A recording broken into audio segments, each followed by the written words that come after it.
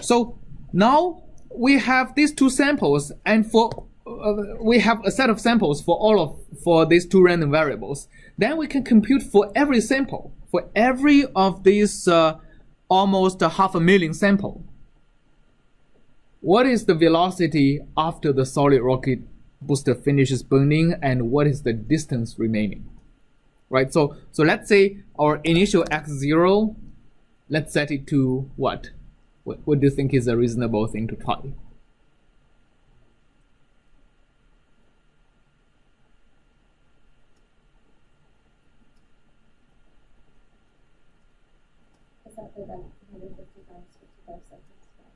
Sure, that's 250 times 60 seconds. So let's say this is my initial, basically 15 kilometers, right? So if I start burning at 15 kilometers, what's which of the samples did I crash?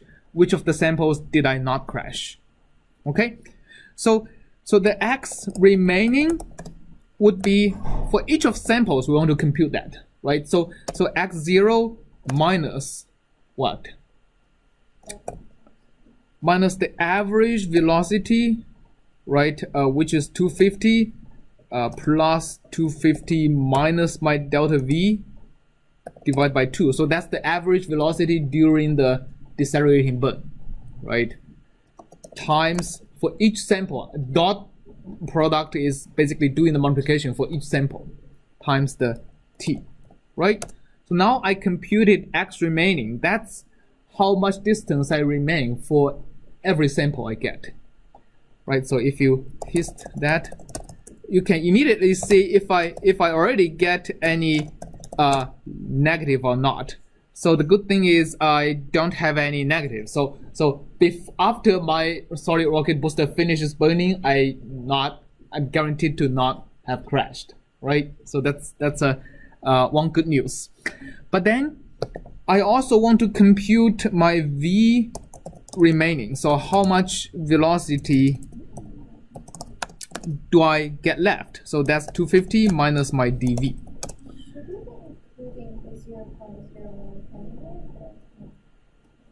No, so this is yes. So this is after the solid rocket booster, but before I started burning the cold gas thruster. Okay, so now I have 500,000 pairs of x remaining and v remaining. The task now is to figure out, do I have enough distance to decelerate for that much velocity or not? Okay, so how much time does it take to decelerate over that much velocity?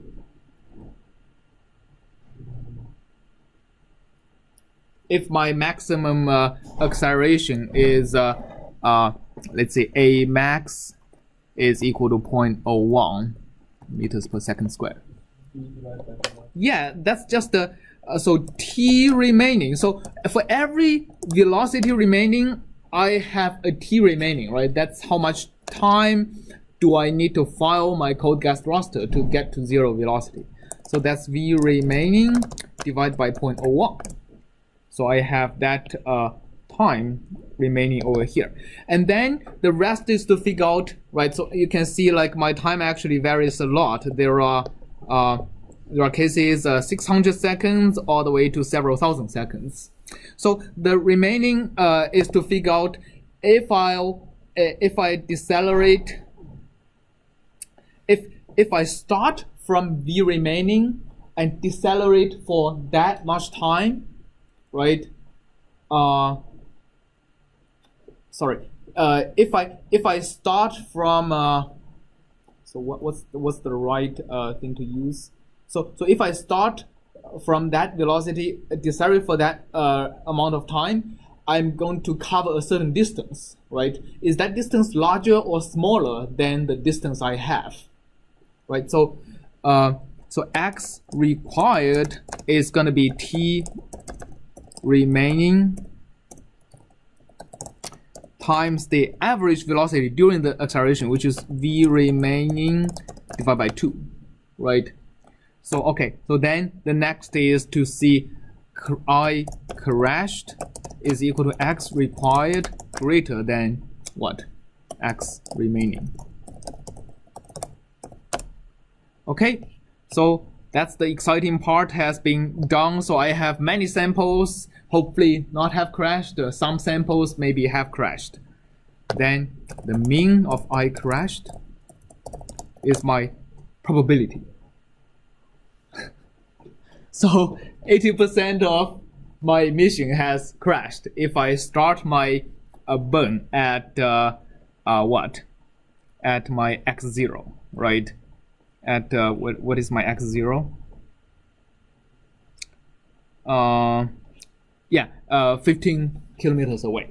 And then I can produce the function, right? So if I then switch to the folder and I think I have my so if you go to here and create a function crashed, right? The input of this function is x0, and so the output of this function, so let's just do that, right? I'm going to have p crashed is equal to that. So let me actually input all the things we need. We have this, and also we have the random samples of what? Delta V and T, right? So here, let's actually paste all our computations to here. X remaining, we don't want to, so I'm just gonna paste, get rid of the hist, and okay, I think this gets messed up, and P crashed is equal to the mean of that. All right, so I can compute crashed. So we started with 15 kilometers, and we want to provide this and this. We get this, right? And we start at 25. We have decreased our probability a little bit. Let's increase this to 50 kilometers. We decreased further, right? Basically, you can plot a range of probabilities versus the distance, right? So let's do that. So for example, so let's say x0 is going to be x0 list is going to be, so what do you think? Link space. Let's start from here, right? Because 30% crash is probably too much. And let's add another 0, and let's sweep over 100 different distances, and the p list is equal to that. And for x0, well, I go from 1 to 100, and p list is equal to p list, and crashed x0 list I, and dv and t. Right, it's doing all the computation, and once it finishes, let's plot x0 list and the p list. Still doing the computation.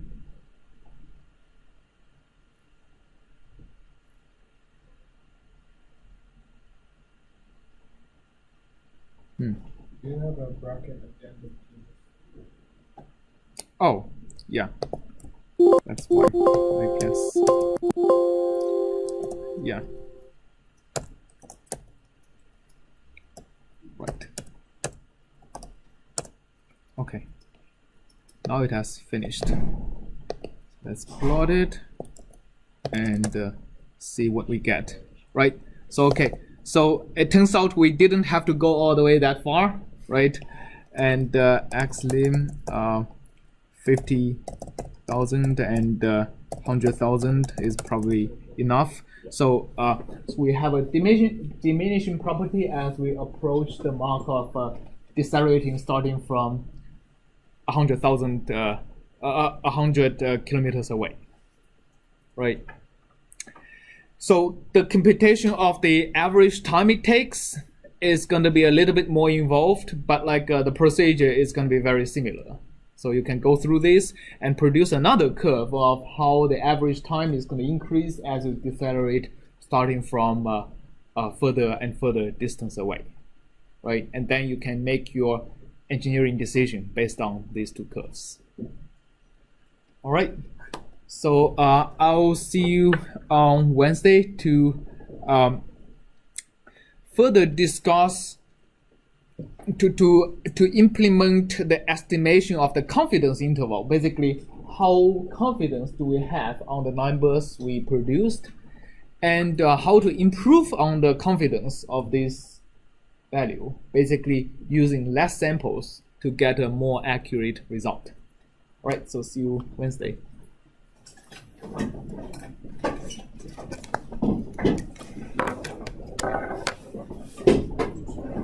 you.